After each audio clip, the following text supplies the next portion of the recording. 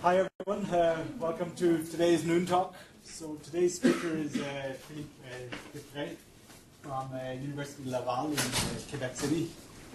Philippe did his BSc and Masters in Laval, and then his PhD in nonlinear dynamics. And no, that was a master's degree. I did a PhD in physics. Okay. More, imaging. PhD in imaging physics, and then postdoc in UCSF. Yeah. And then he's been working in U Laval since 2011 as a prof in physics, medical physics. And today he's going to give us a talk about big data and getting data, or trying to get data. Thank you, John. So thanks for having me. I'm a professor, and most of my work related to medical physics has been on GPUs for the, let's say, almost 10 past years. We were using GPUs to accelerate algorithms, whether it is dose calculation or also imaging. So there's one with CT reconstruction here, brachytherapy dose calculation. Is there a way that I could see my screen here on the... yeah, let's see my screen. Well, doesn't matter. I'll just turn this way.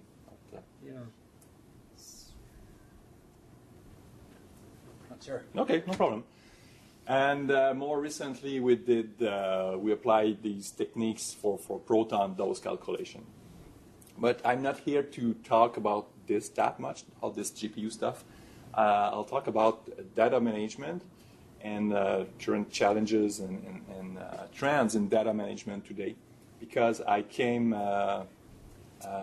interested into data management recently. I think there's a lot of potential in this, and that's what I've been doing for the past year, I would say, to try to figure out what are the best ways to exploit the data, and I'll give you my thoughts on that today. So, as I said, I'm a professor, but I'm also still a medical physicist part-time at CHUT Québec, and I'm mostly using this time to help clinicians to gather the data they need to publish papers. So basically we have this database, this brachytherapy patient database with more than 5,000 patients now. And we are collecting a lot of different data in this, like dosimetric, and this is lab result, PSA lab result, all these things. And people are also filling out patient-reported outcomes forms that we also include in this database, so we can evaluate progression-free survival and also toxicities related to different kind of treatments, different treatment arms, basically. And so, lab results, we have more than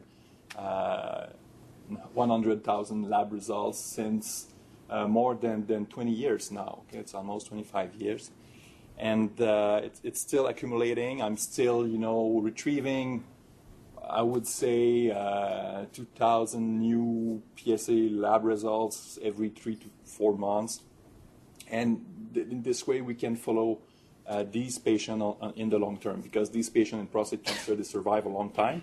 And now we can have a retrospective view on the treatment we are giving them. So this is the kind of research that we publish, trying to figure out which is the best treatment approach in brachytherapy. And we're also evaluating other unsuspected factor that could affect the outcomes. In this case, it was just the size of the prostate, and we found out that it has an influence. And all of these results are the results of gathering, federating data in a single place, so that we can perform statistical analysis on that. And this is something that is quite time-consuming to do this correctly. And I'll try to convince you that it's really important to do this correctly from the start, and that requires efforts. And I'll try to convince you that this is the way to go, but I'm pretty sure you're already convinced of that. This is a cliche, okay, to show this slide. So the world's most valuable resource is no longer oil, but data. So okay, I'm pretty sure you're also convinced of this. But now, data, few challenges that are related to this, and I'll talk about 3 today. So first one, data access. Okay, so we want to do big data analysis and everything, but first we have to get access to the data, and it's not trivial. Okay, we have to go through a lot of different painful paths to get to the data sometimes, and I'll show you the current situation in Quebec right now. So this is my case. Okay, for example, we have some patients that are providing blood for PSA or lab results.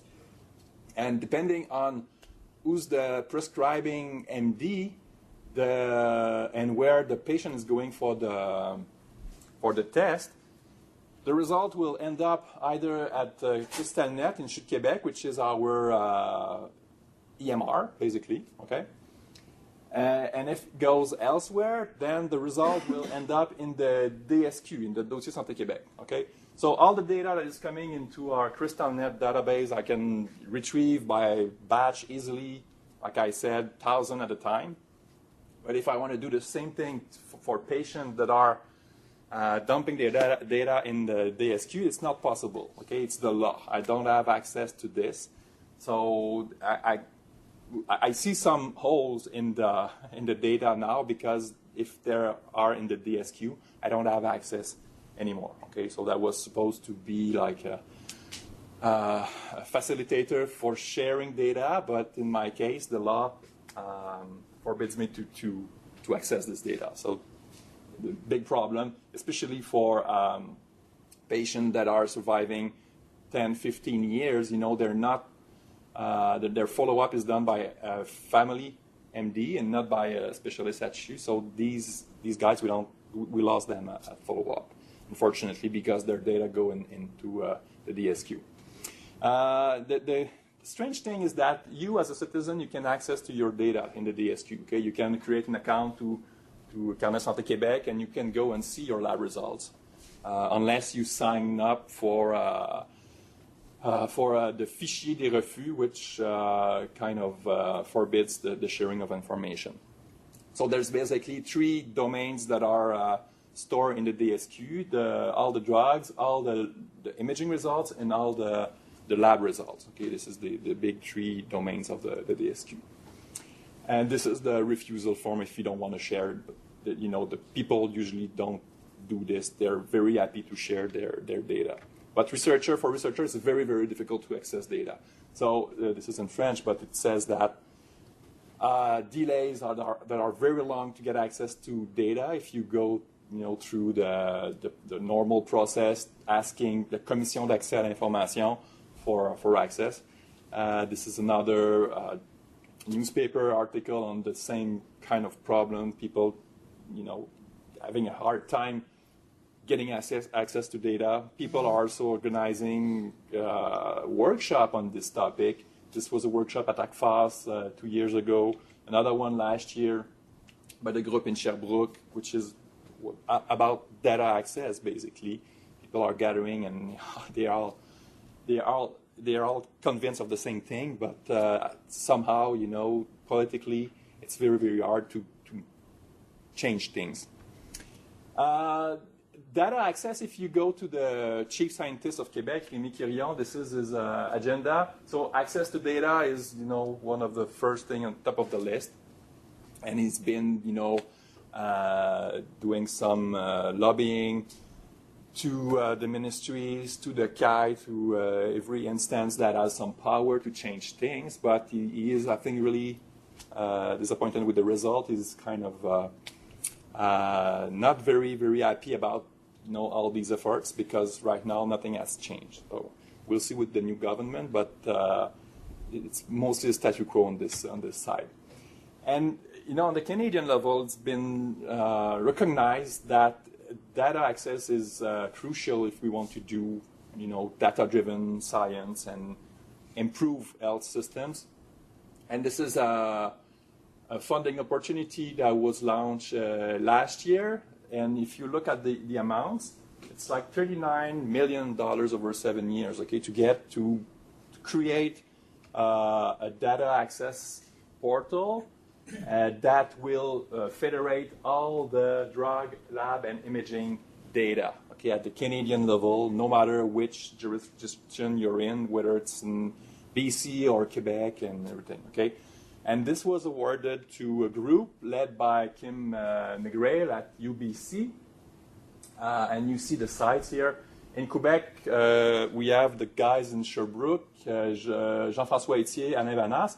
And in McGill, you have Isabelle Fortier, which is leading the Maelstrom research program here at McGill, and she was part of this big grant.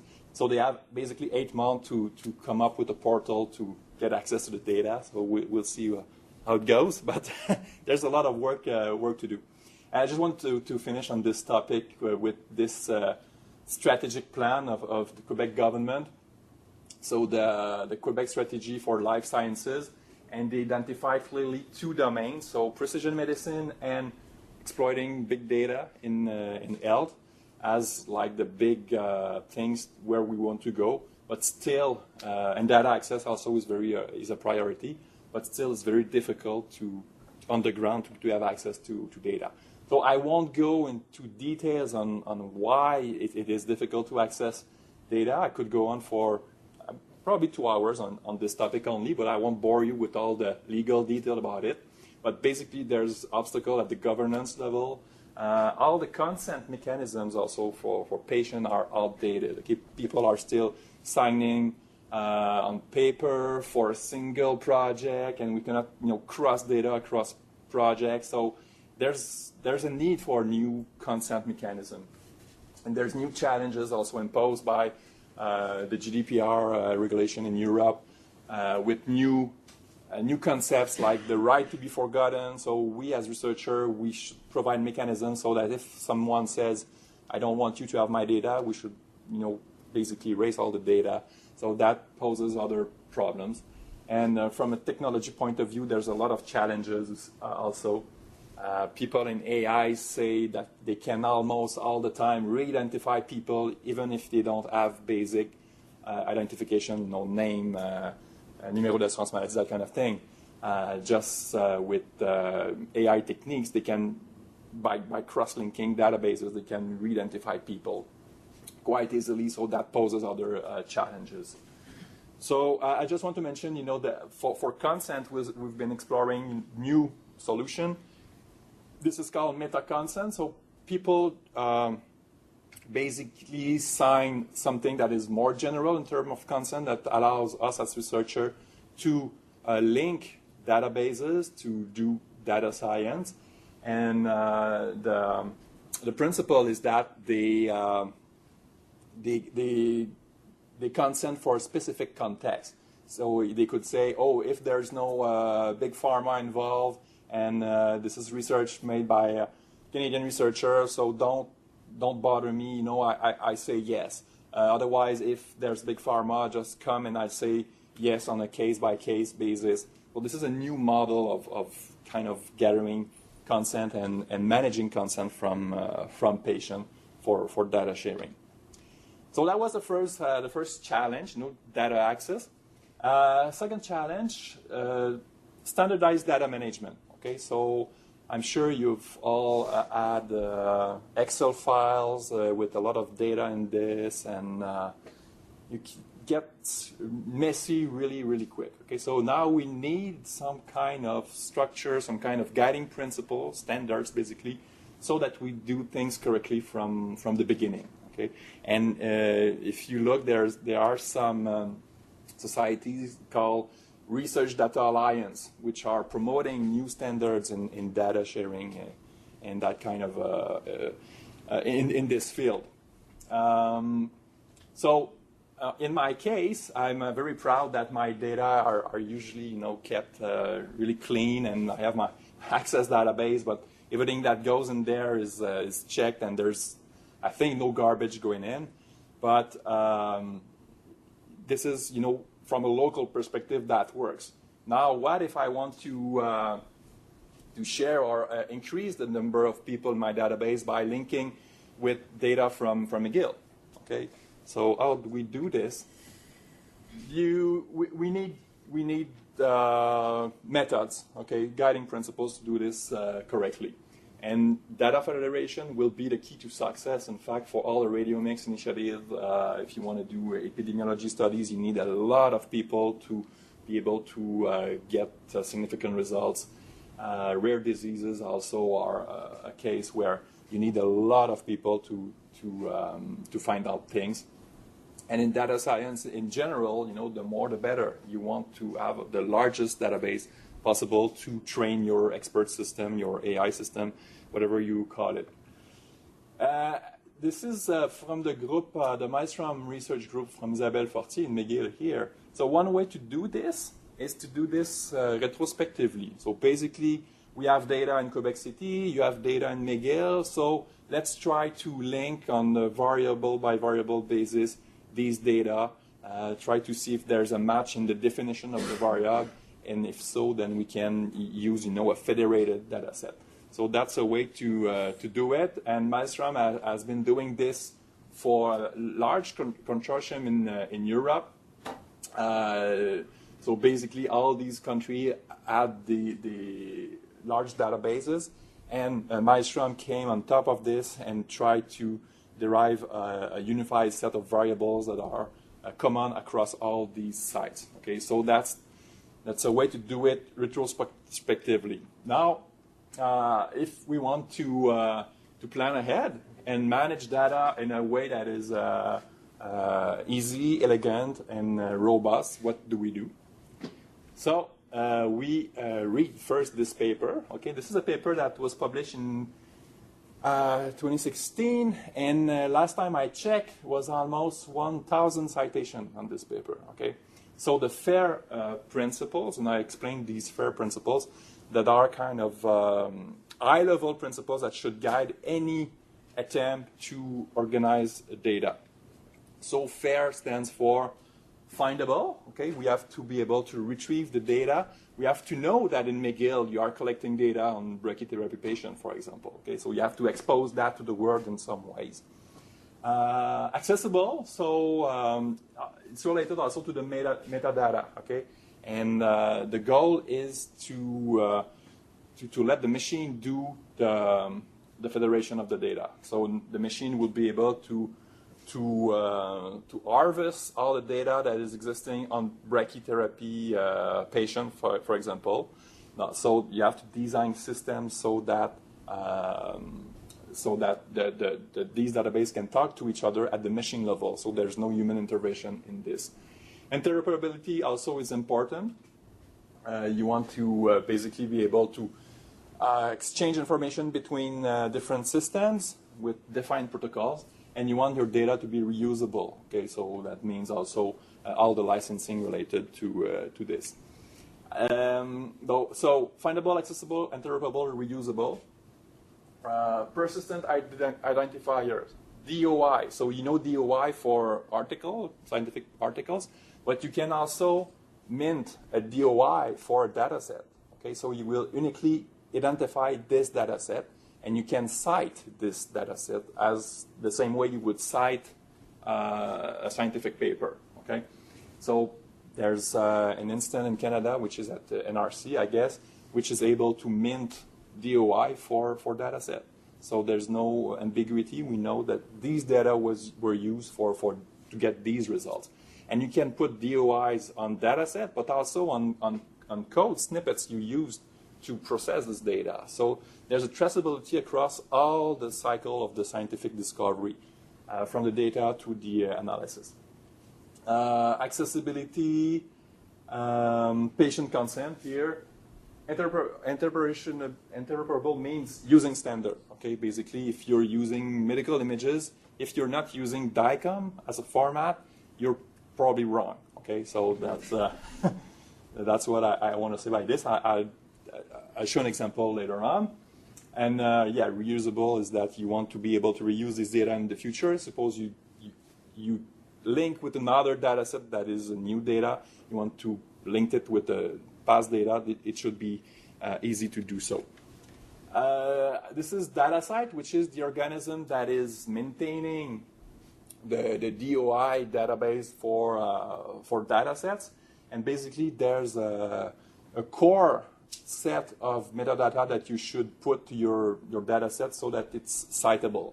So basically, who's the responsible of the data, what's the version of the data, everything related to describe the data themselves. And you see the last schema was 4.1. So this is evolving because these standards are evolving quite fast right now, but some things are emerging, like persistent IDs for a researcher.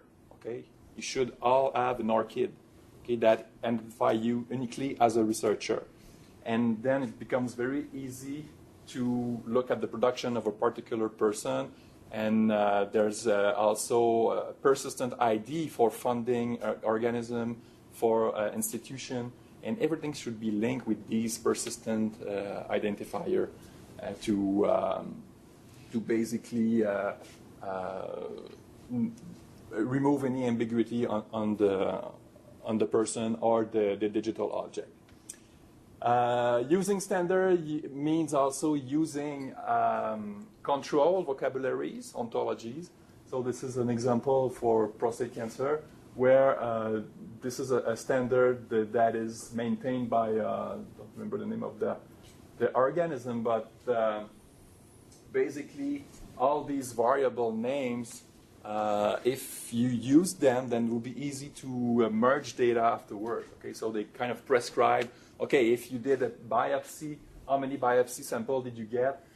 There's a variable for this. So if you're using this language, it would be easy to merge the data from McGill with the data from Laval. And that goes also for any concept in medicine. This is the SNOMED ontology. So you see more than 300,000 concepts. So it's a unique way to speak about a concept. Okay, so there's a tag, a numerical tag associated with it. The numerical tag does not change, but the translation would change. But let's say you need breast density as measured by mammography. So this is a concept, and if you want to report results or store this in a database, you should use these control terms to describe your data. So this way, you will be able to scale up much more easily. And there's a lot of pressure from Infoway, Health Infoway Canada, for people to get this into their IT system, to use this control vocabulary so that everybody that speaks about breast density as defined by mammography refers to the same concept. Okay. Now, bottom line is that relying on standard is crucial. Okay, ontology 2 and person identifier. If everybody was doing this, that would be fine. But I really like this cartoon. Okay, so the situation, there's 14 competing standards. People say, "Oh, this is ridiculous. Let's get a new standard that will, cover all the cases." And then you end up with 15, competing standards, and we see this a lot. Okay, so third challenge. Now we have these high-level guiding principles. Now, how do we implement this on a daily basis? Okay, if you want to do this correctly in your department, where do you begin? So I use the DICOM standard as a case study for how you could do this. So the DICOM standard, you're probably familiar with it, but it's a standard protocol to send, retrieve medical images. It's also a control vocabulary, and DICOM and SNOMED are working hand in hand for several years now. It's also a standard format for images, all the segmentations, the reports also. So the radiology, the pathology reports are embedded within the DICOM files. All the annotations on images, okay? And annotations are the key to success if you want to do big data or machine learning and all this stuff, you have images, but then you need, okay, what happens with this patient in 5 years? You have to have a way to store this clinical or this outcome information. And I've seen, large consortium like ANI in Alzheimer's disease. They have these large public databases of brain images, MRI brain images. And basically they have on the side an Excel file, to store the outcome of the patient. So it's not robust. This Excel file could be modified, could be copied everywhere. So the best way to do this would be to integrate all these annotation, all this information on the images within the format, and the DICOM format is made for this. It's just that people are not using DICOM images this way. So a DICOM image is a lot of metadata, okay? So the technique that was used, everything, and then you have the pixel data. Most of the time, when you give a DICOM file to a student, you will find a way to get the pixel data and get rid of the rest, okay? So the idea is to keep all this information all along the discovery process, and to use the DICOM format also to store, let's say you are calculating radiomics features on a particular, on the hippocampus, for example. Then you should have, a DICOM object that is describing this segmentation of the hippocampus. And if you are deriving radiomic features from that, then it should be also embedded within the DICOM file. So this way, when this file moves from an institution to another or database, all this information, this costly information, is very expensive, to get, for example, radiation oncologists contouring things that are not standard, or all this annotation is very, very expensive. So you should make sure that it will remain intact in time. And using, an Excel file on the side to do this is not a good way to do this, okay? So the ideal situation, this is a slide I borrowed from David Clooney. I don't know if you know David Clooney. He's a really strong DICOM advocate. The guy is a radiologist, computer scientist, pilot, a lot of things.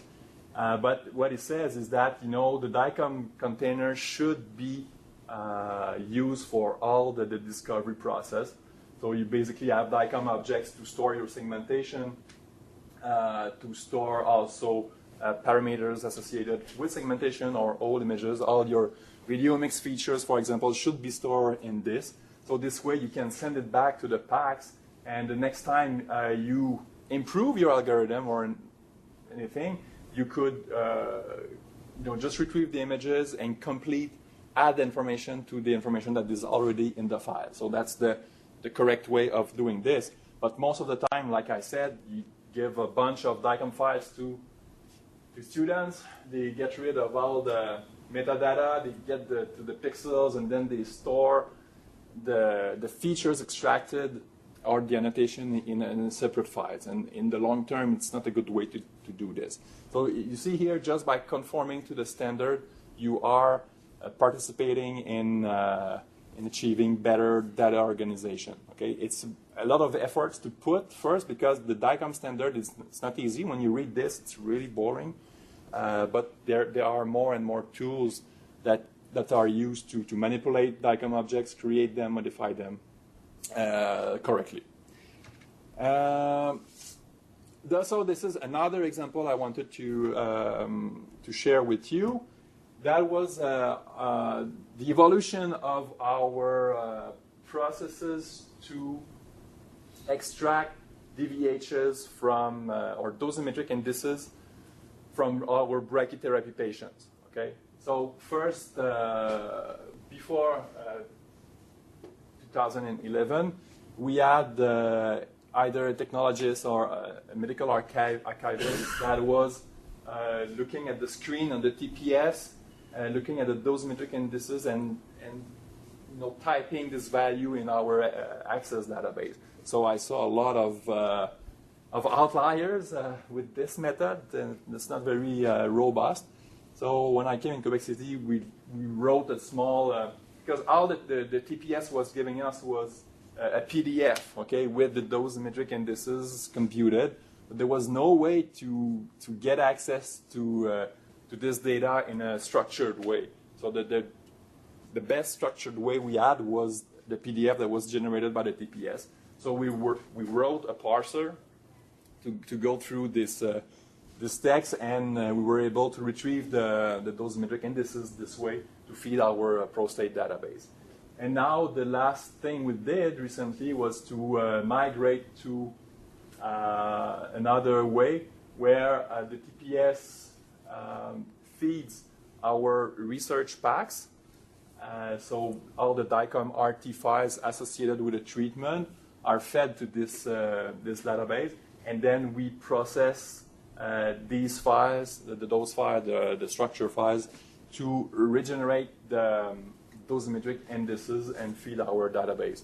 Okay, and the last step we need to do is to get these DVHs back into the DICOM. Okay, now we're storing this in our Access database, but ideally we would put these calculations, which are costly, back into the DICOM. So the next time we retrieve this image, we know that these DVHs were calculated with this software, this version of software. Okay, so there's a trace all along the data path.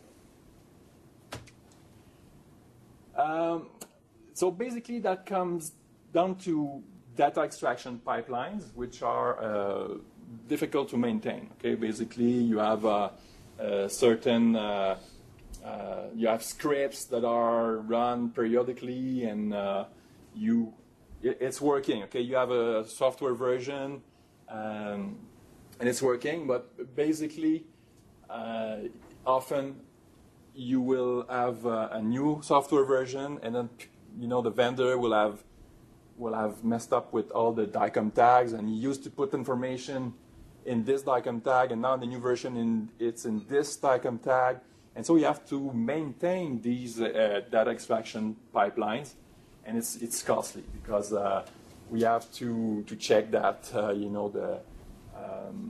the tags are used correctly, and so on. Also, what is difficult to follow, my experience with the dosimetric indices project, is that the structure that is the target of the treatment is sometimes named prostate, sometimes it's target, sometimes it's PTV, depending on the protocol. Oh, but it's for this protocol, they ask us to call the prostate PTV.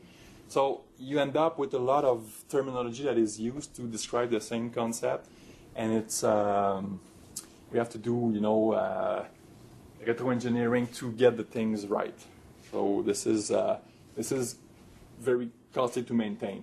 This is, for example, our synonym tables for organs, and we have organs in French and in English, and sometimes people, they write it by hand. Okay, so they do a typo. So this is a new structure. What is it? Okay, so we have to detect these cases while we process the data and alert the right people. So basically we receive an email, okay, someone just invented a new structure, what is it? And we have to go back and correct the thing. So we do this basically by hand, but there's ways to do it in a more structured way. So you see now a product like Apache Airflow, which is designed to monitor workers, basically extract, transform load processes, ETL processes, and you can monitor them, and if they are generating exceptions, then all the system is sitting on top of all your workers, all your data extraction pipelines, and you have a dashboard that shows you the status of all things. So basically when you have a new TPS coming in, so the vendor has messed up with the DICOM tags, all your data extraction pipelines are also must be adapted, then you would receive kind of an alert in this kind of system. So I think this is the future where we're going in terms of data management, just to make sure that everything is under control. Well, the ideal thing would be for vendors to store this information, to use the standard to store costly information like computation on structures, for example. But I guess they will do this. I don't know. Maybe some products are already doing this. But the products we were working with were not designed this way. Okay, so if you look in the DICOM-RT standard, there is, tags to store your DVH basically. So the vendors should use these tags to store this value, so that we don't have to recompute this on the fly afterwards. The same way, I don't know if you did some, if you looked at CT images or any radiology images where there's a dose report that is coming out at the end, and the dose report until recently was a JPEG, basically, with hard-coded in the image the values of the dose, okay? But the dose was not retrievable in a structured way. So people wrote code to do OCR to retrieve, the dose that at some point was calculated by the vendor, but it decided to put this in an image. And now we have those structured report in newer CT machines, but not always. Okay, so vendors should do their job of using the standard correctly. And it all comes down to, at the end, software engineering. So we are physicists, and we often, code like physicists, and that's a problem at some point. So we need to make new friends in computer science departments, I think. So there's no standard ways to do things correctly, and we will have to go this way if we want to get the data well organized. So in conclusion, I described 3 challenges related to data-driven initiative. Data access first, which is a battle that is on multiple fronts, from the clinic to the Assemblée Nationale. Basically, it's a political problem. Standardized data management, so using the FAIR principle to make sure that the data you collect will still be exploitable in 10 years. And the funding agency, now they begin to ask for a data management plan. Okay, so I give you money, you will collect data. How will you manage this data? How will you make sure that it will be reusable by researcher in 5 years? Okay, so you will have to provide this kind of data management plan. And there's a new politic that is in the draft status right now at the federal level, and it's based on the FAIR principle. So basically, funding agency will say you'll have to conform to the FAIR principle if you want to get the money. So we'll have to do some efforts to get the data well organized. And I concluded with 2 examples, the DICOM example and my dosimetric indices calculation pipelines as ways to kind of implement in the real world methods that are respecting as much as possible the FAIR principles. So this is still a problem. Okay, I still cannot get the data in the DSQ.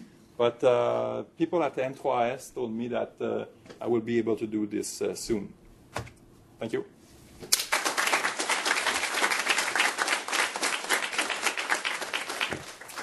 Thank you, Philippe, for a very nice talk. Some questions from the floor? Yeah. Go ahead. Go ahead. So I'm just thinking with this, all of these people involved, so say you have many oncologists and MDs who are collecting data, and then you as a researcher who have a big research group to write code and maintain and this database, and then as a researcher also you need publications to get the money to do this. Yeah. So who is owning this? So when publication-wise, can the oncologist use your database without No, that's why I'm kind of the bottleneck, and I'm the guardian of the data. So if they want to get nice data, they have to go through me. And I put my name in the middle of the paper sometimes. But is that okay for funding agencies? I mean, because you do the job of doing this database, and It's it's not well recognized that this is important work, and you know, if nobody was taking care of this, actually, honestly, there were no paper at all. Exactly. So, but it's not well recognized. Exactly. So I'm just thinking, for you to get funding, you need to be in a good place in the office. Yeah, but you know, basically, I do this because I like this. You know, I was playing with Legos when I was young, and I was building things. And once it's built, I was not playing with this. You know, I like to build things, and that's what I like about these things. So I don't really care about the recognition that much that goes out. But you need funding. You need I funding. need funding, but my funding is in GPU, basically. Okay. But now, yeah, I try to get some infrastructure money, but I think the reviewers are not seeing the importance of these things right now. At some point, I think education, they will get this, but... So go with Jan and then we'll work. This is a follow-up question, sorry. I know you were It's fine, go ahead. It goes further than that. It goes to tenure track considerations, where the university looks at papers. Yeah. People who spend a lot of time building databases and enabling research that will maybe turn into nature papers and science papers and actually change healthcare in a massive way. Yep. Yeah, I decided... It's a reality that recently was in a tenure committee that actually where this question came up. So it's not to be ignored. You can say, okay, I'm a builder and I want to build with Lego, but It has to be recognized at some point. There's a reality here. Yeah.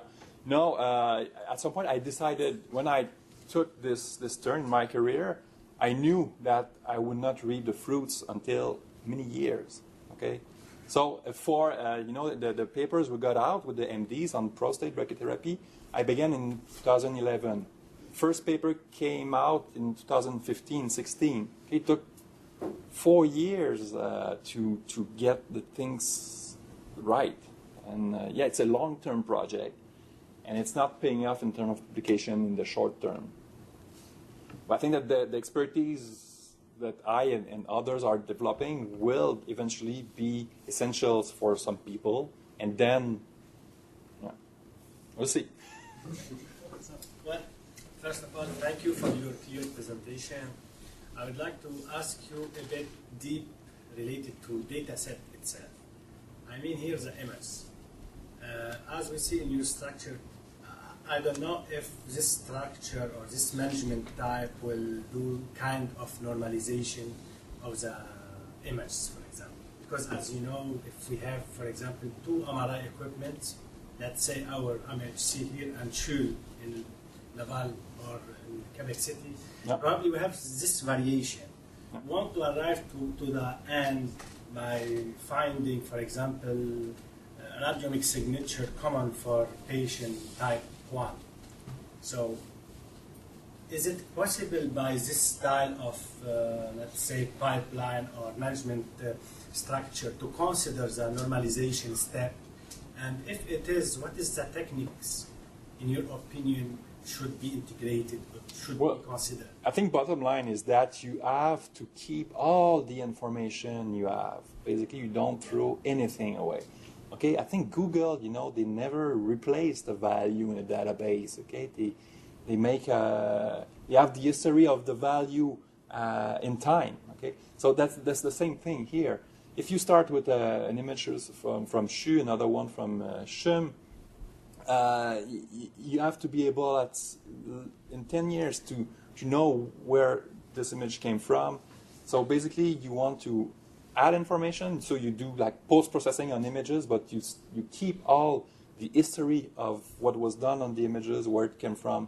I think that's the goal, and that's how you'll find out, that for example, we have a Philips machine, then we see that that's very easy afterwards to write algorithms to figure out, what's the normalization factor for Philips machine as opposed to Siemens machine, for example. Very interesting talk, really like presented.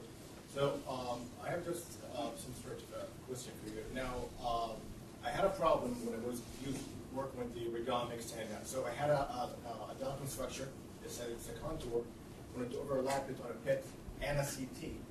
and then optimize the code to take it for like 200 patients and put the ictor counter in each DICOM image. So when I was doing this, the raw data was automatically saved in the computer, and then the software crashed. So because I wanted to keep this raw data. And then I followed your advice to ask a computer scientist, because my humble experience in program does not allow me to find the solution. So it told me there's an easy solution to use the .vtk and .nrrd. It's a new extensions that will cut the file size from the hundreds of pages for the DICOM into I think 10 mega for the .vtk. Yeah. So my suggestion is, do you think we should invest more on the new extensions other than the DICOM? That's my first part. And the second part also, when you do an intra-center study, you'll face the different vendors. Siemens, Philips, they all have their tagging. Private tags, yeah. Exactly. Yeah. So when I try to upload my dataset into a cancer imaging archive, we had to anonymize from different, the vendor, DICOM vendors. It took us a lot of time. Yeah. So what we did is in the VTK, we standardized the location for the name, social security, for number, address, for example, through the whole vendor data. Yeah. So when I replaced or converted my data from DICOM to .vtk and .nrd, it saved me a significant amount of time in analyzing my data. Yeah, well, if you I was at the David Clooney's presentation in MICAI in 2017, and basically presented projects that people were defining a new format for MRI parametric images. Okay, so and he used a big red cross on these projects. He presented like 2 or 3 projects that were kind of reinventing the wheel. The DICOM standard has been there for more than 20 years. Mm-hmm. And it's evolving. If you're not satisfied with a feature, you can, submit a proposal to get corrections. And people do this all the time. It's more, and there's non-believer in DICOM and believers. Okay, yeah. So it depends on where you are. But basically, that was made for this, and it's accepted by the industry. The industry, private DICOM tags are a problem, but the core of the tags are, are shared by all the manufacturers, and it's NEMA basically that is ruling out the standard. So that is maintaining the standard, I would say. So I would stick to DICOM, honestly, when it comes to images. Yeah. My question, all the conference is about the efforts to standardize the data, but I don't know how would be the question. Wouldn't it be useful to put more effort in build a template to standardize the information from the source? I'm not sure I get the question. All your work is about standardize the data. Yeah. So it would be useful to standardize the information from the source. For example, you put an example when you have different typos about the same word. So would it be useful to use this funding or etc. to create a template for all the hospitals? How difficult? But for example, hospitals' IT systems must talk to each other. ADT, which is like the admission, discharge, transfer, must in some way talk to I don't know what's your is it variant you have here? So they have to talk to each other, and usually this is another standard. This is HL7. Okay, so if your product does not talk HL7 to other products, you should be out automatically. Okay, because you should talk the standard way. So. I think she meant how to work towards common protocol to have one single protocol. Yeah, like the cartoon show, you know, sometimes there's 14 protocol standards for a given thing, and people try to read them. But the issue then maybe is, yes, there are standards, but you've got to force. You can't have 14 standards and then let somebody choose which one they're going to use. You need to say, we are going to use one standard. Exactly. So when you do a call for tender, you should write, you know, explicitly that you should conform with DICOM version blah blah blah, HL7 version blah blah blah. So it should be explicit that the product is. I think that, you know, there's connectathon kind of events where people, you know, test this interoperability thing between systems. So we recently we've just moved or trying to move to nomenclature standardization using TG263. I don't know if you guys find that in Quebec. No, but yeah, it's a clinical terms to yeah. So at the CPQR level, we're going to try to impose this. That would make sense. So then we'll have data in the And future. what I've heard from we try, you know, the SNOMED thing with clinicians, and sometimes it's off their natural way to talk about things. So they're not comfortable with certain concepts, and you know, it's also cultural, it's region-based, so we're not using the same vocabulary as French in France. I'm sure that there's a lot of difference between, you know, the US, Canada, the UK in terms of the way you call things, and so it's difficult to get this controlled vocabulary accepted, but we should give it a try at least. I think going back to Aisha's point, the prostate is always the prostate. It doesn't matter what you call it. At the end of the day, you're starting off with something that means the same to half of humanity at least. Yeah. Just have one question. So when you say like keep everything together, so this will basically increase the size. This will increase the amount of space that you need to store and even the processing time, and make it harder to basically search what you want. So what is your solution for that? No, storage is cheap, basically, today. Then you have this information. It's better to keep this in one container than split across multiple systems, multiple files.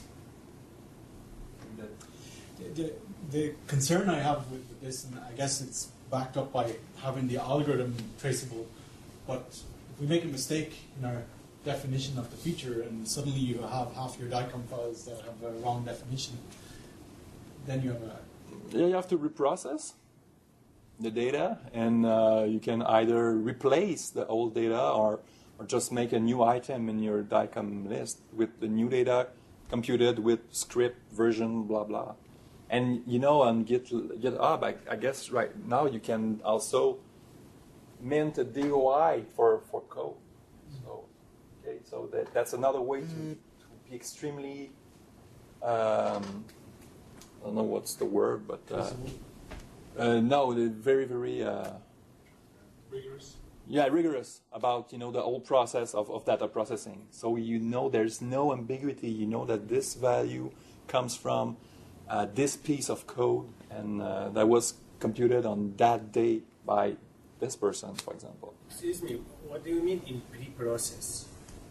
In pre-process? Because for me, for example, as biomedical engineer, I will understand pre-process like normalization, like denoising. What do you mean in pre-process? No, but suppose I start with an image. Suppose I write an algorithm to extract features. Then I will process. I said pre-process. Yeah, well, process the image, and get. Maybe it's because of pre-processing in C. Acquisition. All the operation you're doing on the image, then you store the result. Yeah. But you may want to even store the denoising, because if you do that wrong, then you need to know about that too. In the future. Then you have to store the raw data before that. So with this, I share Hassan's comment. I mean, this becomes even though it's traceable, it becomes a huge amount of overhead. Well, it's big data. It's big data. So it's in the work. You know, from an imaging perspective, the pixel data is what takes the largest part of the storage. Doesn't matter if you compute 1,000 radio mix, metric on that and store that in the file. That won't increase the size of the file. My concern was like after 10 years, you might have like 100 different versions of the same. But all at the same place. But you don't know which one is like. No, you have documented everything. You know, but you need to spend the time to basically Yeah, go that's what I'm through. saying. Yeah. You have to make it clean from point A to Z. So as somebody who has done this in particle physics, what you're saying is absolutely correct, and every concern is ridiculous. Like, this is what you should be doing. Yeah. If you don't do it, it will not have any power. When I was doing Monte Carlo simulation when I was at the PhD level, I was producing root files. And the good thing about root files is that you can write scripts that will create within the root files figures, other processed data. And I was also, you know, the first thing I wrote in my root file that was storing my dose computation results was the parameters I used to compute the things. So that was built in the results. So the results were associated with the parameters I used. I was not taking notes in a black book, you know, beside. I was hard coding the parameters value I used for this particular simulation. So there was no ambiguity. Okay, so that's just a way to, and I try to impose that on my students, but you know, they just generate a lot of data. And it's a mess. So they call the file with its esoteric name. Okay, Lynn? Two questions concerning the workflow for this. I agree that it would be quite useful to have every sort of manipulation done on a data set in the same spot. Let's say data center A who produced the data and stores the data, has a bunch of useful MRI images that small group B wants to access. Small group B gets the data, does a whole bunch of manipulations on it. Now, whose responsibility it is now to store that data? Do they send it back to data center A, or do they now store it locally in a standardized data center, but in their data center? And B, let's say all of your manipulations, and you don't have the ethics to do anything with identification of patients, so you need to de-identify everything. You need to anonymize it all. How do you then go back and take your very nice results that got you a paper and that are well presented? How do you take those results and put them back on your original data sets? Yeah, that's an issue, you know, with the anonymization. Basically, when you anonymize, you lost the track and query of the file. But there's a way to do this so that you don't lose the track. So basically, people are using, for example, are using adding an offset to the date of the exam, fixed offset, so that it's not possible to easily retrieve, you know, the particular study. There's a way to do this. When you mentioned, you know, whose responsibility is it to store the results? Thing as long as it's stored somewhere and that's easily shareable, that's probably much better to transfer a bunch of DICOM files that were post-processed to another institution. Then you know this data on the side in another format. And I wanted to say something else about this issue, the consent thing. No, that was I lost my idea about this. But basically, the storage thing is that you add information. You should never delete information. Okay, great. Thank you all very much. And